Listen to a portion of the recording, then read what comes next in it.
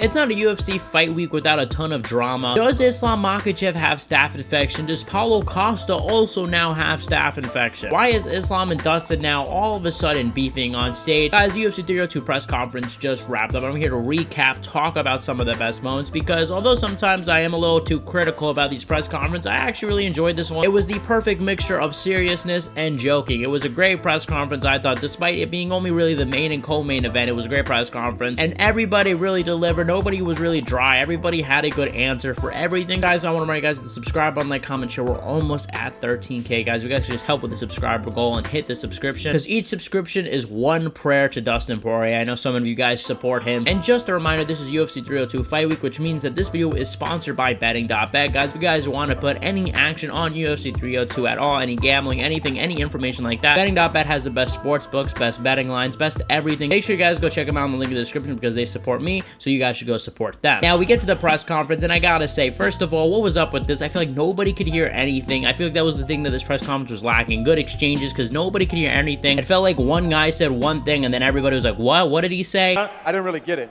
I didn't hear what he said. It must happen like 5 times. It was the most frustrating thing, so we never really got really good exchanges out of these guys, but still, there were some good moments, and obviously, we figured Dustin Poirier was going to be the big crowd favorite. He gets a big cheer, and obviously, Islam Makhachev, in exchange now, gets a huge boo from the crowd. And I want to say the first thing that I noticed, and maybe I'm looking into things a little too deeply, but I did notice, in my opinion, Islam Makhachev did look a little bit weight drained. Now, look, obviously, we know that Islam Makhachev is a guy that does cut kind of a lot of weight. When he didn't have 12 extra hours to rehydrate against Volkanovski, he claims that is the reason why he did so bad in that fight. Now, whether you believe him or not is a different story, but my point is clearly he thinks that might be an issue, and that would imply to me that clearly he is kind of cutting a lot of weight, just like a lot of other fighters. We know Dustin Poirier doesn't cut a whole lot of weight, and you could tell Islam Makhachev in their face-off looked really big, and we're going to talk about that face-off later. But I think one of the best exchanges from the press conference is between Sean Strickland and Paulo Costa, because these guys were screaming at each other, not necessarily arguing, of course, but they were screaming at each other, being very loud. Both guys knew exactly what the other was saying, and Paulo's there offering Sean Strickland some secret juice. We're wearing some fit where it's just like a white puffer vest, completely shirtless with some chains. Like, I don't know what he was wearing, but he's offering him some secret juice. Then we get to Islam Makhachev, Dustin Poirier. You know, Islam Makhachev brings up how Dustin Poirier has been hinting at retiring. This is a well-known fact. We know that Dustin Poirier might actually retire after this win or lose. Now, I don't know if he actually is going to retire. My bet is he is not going to retire. He has said that he's going to retire after like every single fight, or perhaps even hinted at it. I think at the end of the day, Dustin Poirier loves fighting too much. I don't think he is going to retire after this fight, win or lose. That's just my prediction, but you never know. And yeah, Islam Makhachev has brought up a point we have heard time and time again. When the fighters start talking retirement, a lot of people think that is them already, you know, checking out and things like that. I don't think that's necessarily true, especially because Dustin Poirier is kind of being asked for retirement over and over and over again. So I don't think this is necessarily him getting checked out. I think if anything, his motivation is at all-time high, because this is his last chance. Then we get back to Sean Strickland and Paulo Costa, where Sean Strickland once again brings up the DDP robbery, quote-unquote robbery. In my opinion, I gave the fight to Sean Strickland. I don't remember exactly how I scored it, but I have the video, you know, somewhere on the channel. You guys could probably find it, but I did score for Sean Strickland at the time. Razor close fight. I don't disagree. Like, I'm not angry about the decision, just my opinion. I thought Sean Strickland won. And he says something interesting, and he talks about potentially after beating Paulo Costa, perhaps even getting a title shot after that. And I just find it very unlikely. We have Robert Whittaker and Khamzat Chimaev happening very soon. I could see the winner of that fighting for the title before Sean Strickland. And it has nothing to do with Sean Strickland's drawing power. It has nothing to do with Sean Strickland as a fighter. It just has to do with the fact of his controversy. It seems like, number one, when he was champion or fighting for a belt, there was always some sort of controversy. In Australia, right, he almost got pulled from the card because he punched some sort of fan. In Canada, he also almost got pulled for the card for another incident. I forgot what. He just seems to be a guy that causes a lot of problem for the organization. And not just that, more importantly, this week he started attacking the organization, claiming, yeah, that they're not paying fighters enough, that they're pocketing a lot of money. And look, regardless of what you think about fighter pay or anything, you know, I've talked about it before. You can't really say those things about your boss, because yeah, you're not going to expect good things in return. At least publicly, you can't just trash your boss, right? Because yeah, they're not going to treat you well. And I do not think that, regardless if it's fair or not, I don't think Sean Strickland is going to get a title shot from a win against Paulo Costa. That's just my prediction, especially with Robert Whittaker and Khamzat Chimaev coming up very soon. And yeah, it's definitely not fair from a competitive standpoint. He does deserve, I think, another rematch if he fights Paulo Costa, and especially if Dricus du Plessis is still the champion. And here's just the fact: Sean Strickland deserves an immediate rematch more than Israel Adesanya deserves a title shot. I understand people saying, yeah, Sean Strickland does not deserve a title shot. I totally get that. But if you're gonna be unbiased and talk about who deserves it, you gotta go with Sean Strickland, Strickland because Sean Strickland beat Adesanya. It's just as simple as that. Adesanya is coming off of a loss to Sean Strickland. Sean Strickland's coming off of a very close loss to the champion. It only makes sense. I too am excited for the Adesanya fight. I'm not mad about that booking. However, if we're talking just fairness, yeah, we gotta go with Sean Strickland. But yeah, it's definitely a shitty situation for him, but he's not really making it better for himself. Let's just put it that way. So I'm really curious to see if Sean Strickland does win this fight, where he goes from there. And if he loses his fight, God help him, because I have no idea what's going to happen to him. But then we bounce back to Islam and Dustin. Islam Makhachev calls Dustin Poirier nervous, which I just didn't get that energy from. I thought if anyone was nervous, it was Islam. And Islam kind of says, yeah, that Dustin Poirier kind of chokes against grapplers and things like that. And Dustin Poirier, once again, he did this earlier in the press conference, but he tries to attack the ego of Islam Makhachev. Islam's coach said earlier in the week that Islam could outbox Dustin Poirier if he really wanted to. Dustin Poirier is making a reference to that and says, hey, why don't you go out, try to outbox me like your coach says to. Now, obviously, I don't think there's any chance Islam Makhachev would beat Dustin Poirier in a striking match. I mean, I made a prediction recently about the fight, so you guys know my opinion on that. Absolutely no way. I think Dustin Poirier is one of the best boxers, if not the best boxer in the UFC right now. So there's absolutely no chance. And of course, Dustin Poirier, you know, most fighters do this. They're like, hey, trying to attack the ego, saying, hey, why don't you strike with me? Why are you going to shoot for the legs? And trying to kind of put that in Islam's head to make him kind of not go for takedowns as much because he's kind of embarrassed and doesn't want to get booed. And that's kind of his whole purpose. Will it work? No, it never works. No one ever really listens to that. But it really depends. Maybe if Islam is overlooking Dustin and truly does think he could outstrike him. I mean, he is coming off of a big knockout in Volkanovski. His ego and confidence is going to be at an all-time high. Maybe there is a chance he decides, hey, let me strike with Dustin Poirier a little bit longer and then shoot for a takedown, and then maybe he gets caught. Now, the big moment comes when Islam Makhachev is asked about his staph infection. Now, if you guys missed it, Islam Makhachev took the pictures that they normally take throughout fight weeks to promote the fight, and a lot of people have been noticing this weird thing on Islam Makhachev's legs that does look like staph infection. Now, a lot of people are making fun of Twitter and saying, oh, yeah, now everybody's an expert on staph infection. I really hate to be this guy, and I'm going to defend Twitter here, but hate to be this guy. When have they really been wrong? Like, what are we going to point to? The Benoit Saint-Denis? He did have staph infection. Everybody was proven right, and this to me does look like staph infection. And we're going to get to Paulo Costa because he also might be infected as well. Now, this is a big deal because, yeah, staph infection is terrible to train on, and we saw Benoit Saint-Denis, how that affected him in the Dustin Poirier fight. He did very good in the first round. It seemed like he got tired. Now, Islam Makhachev does seem to be overlooking Dustin Poirier. I talked about it in the last video. So there is a chance maybe he is just coming into this fight injured. And if this goes to the later rounds, and like I talked about in my video, if Dustin Poirier is able to hold on to the later rounds, each round begins on the feet, so that helps Dustin Poirier. We could see potentially Dustin Poirier do very good in the later round, or it won't matter at all, and Islam Makhachev could submit him in the first round. We really don't know. But then they finally face off. We see Paulo Costa and Sean Strickland. You know, these guys seem like kind of like friends. I feel like they're going to be friends after the fight, you know, maybe, you know, be cool. There isn't really much beef here. But Paulo Costa has also been accused of potentially having staph infection, which is hilarious that the main and co-main event might have staph infection. And if that is the case, that is terrible for Paulo Costa, because Paulo Costa already suffers with some cardio issues, and I'm sure it's affected his training. And I'm not so sure about this one. It does kind of look like staph infection a little bit. I'm not an expert at all, so I'm not trying to claim to be. And he might have some sort of infection, and he might be taking antibiotics, and that affects training, that affects cutting weight, affects so many different things. So we're really gonna have to see the night of the fight. I think we'll be able to tell on the night of the fight who has staph infection, who doesn't, because normally people are very bad at hiding it. Also, another thing is I didn't realize that Paulo Costa was such a big underdog. I do not think the odds should be like that. I think this fight is a little bit closer than a lot of people are giving it credit to, especially in the early rounds. Paulo Costa is dangerous and could potentially hurt Sean Strickland. Now, I already made a video predicting that fight. You guys can go check it out, like I said already. But I think the odds should be closer, just like I think the odds should be closer in the main event. And these two faced off, and wow, yeah, the beef is strong, because all of a sudden it seems like these two are just talking shit normally. Seems like Islam Makhachev is saying, oh, you're not gonna be the champion, blah blah blah, just regular trash talk stuff. And then Dustin Poirier claims that Islam Makhachev is gonna be diving for his legs, and all of a sudden he says, you're gonna go unconscious, motherfucker. Uses the cursed MF in combat sports, because I don't know what this word does to people in combat sports, because we saw Islam Makhachev flip at an absolute moment to just being so serious, being so mad, and I'll explain why. I don't know, the same thing happened with Canelo, where people just think like, yeah, that means you literally are fucking your mother. Nobody actually means it like that. It's just now just a regular saying. It's kind of lost meaning at this point. Nobody actually says that anymore. So to just get so sensitive about it, it's just so stupid in my opinion. But yeah, now it seems like that Islam Makhachev is taking it a little more personal, getting a little more mad, getting a little more motivated. We're gonna see how that affects Islam Makhachev in the fight, but I like the press conference. It's a perfect mix of serious, a perfect mix of some memes, great characters there, so fun. Only wish that the communication and the hearing was a little bit better, but outside of that, I like the press conference, guys. Make sure you guys go check out my video where I predicted UFC 302. I broke down both the main and co-main event. I talked about it there. Let me know in the comment section below who you guys got winning this fight, who you guys are rooting for. Tomorrow I will be making a video right after the fights, and we will talk about everything that happened at UFC 302. Thank you guys for watching. You guys are the best fan base in MMA, and I'll see you guys